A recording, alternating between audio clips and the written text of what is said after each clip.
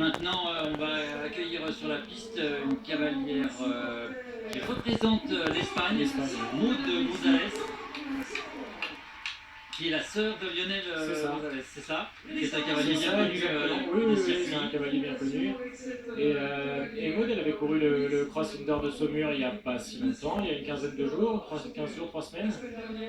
Et il me semble qu'elle avait fini deuxième à Saumur. Et elle est ici associée à Huster de Chalet, à Hongre, celle français de 8 ans. Un couple qui avait terminé 26e au mondial du Lion en 2015, quand le cheval avait 7 ans, donc au mondial des 7 ans, et qui a fait Fontainebleau aussi, le SICO 3 étoiles. Et dans la famille, chez les González, tout le monde fait du complet. Hein, parce que le petit Quentin, il a, je crois qu'il a 12 ans ou 13 ans, il monte à poney, et il était sur les podiums cet été. Exactement.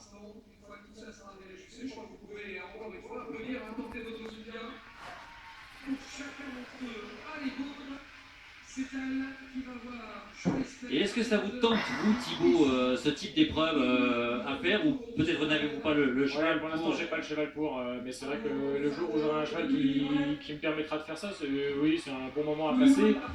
Il faut, je pense, le monter de manière à ce que les chevaux le vivent le mieux possible et faire ça pour les chevaux, mais ça peut être un vrai bon travail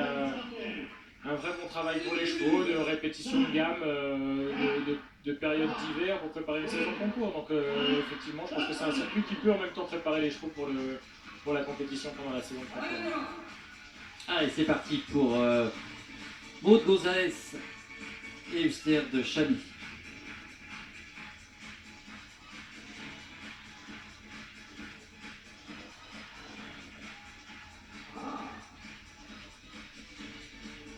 Alors on l'a vu passer devant la Tour Eiffel pour aller sauter son numéro 4.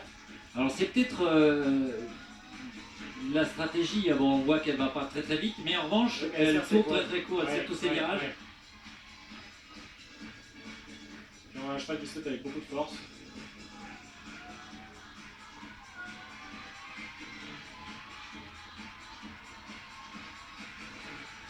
Voilà, elle a quitté la piste principale pour repartir vers le paddock. Elle va sauter la pointe.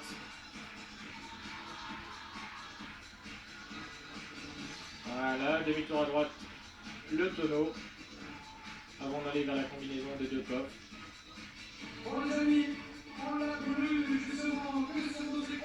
Alors, même chose hein, pour Maud González, Thibaut, je crois que c'est une première hein, pour elle, Cross Indoor.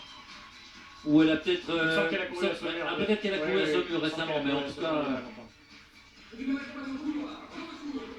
Ah oui, pardon, elle était deuxième du Cross de Saumur.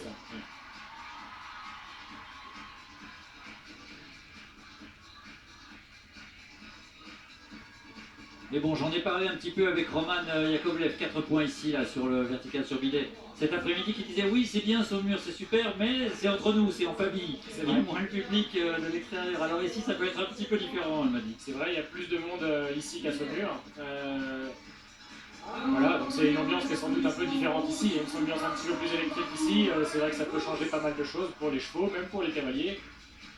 Il faut rester très concentré sur son tracé, tout s'enchaîne très très vite, donc on n'a pas le droit de se déconcentrer une seule foulée dans l'équilibre, dans le tracé, dans la qualité de contact, dans la qualité de son galop, de manière à ce que tout se passe le mieux possible. Et voilà, joli parcours de Maud González, 130,27 avec c'est la 3e place pour Maud.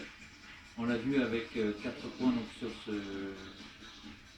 Oui, on avait un parcours assez fluide, sans doute un petit peu moins de rythme que les premiers, mais un parcours assez fluide. Malheureusement, une petite faute sur le bidet.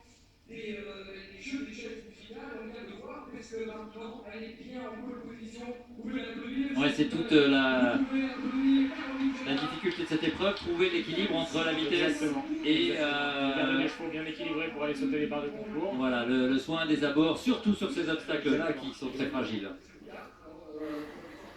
Ou cette barre par exemple qui n'est pas tombée là mais qui a roulé dans les taquets au-dessus de la maison.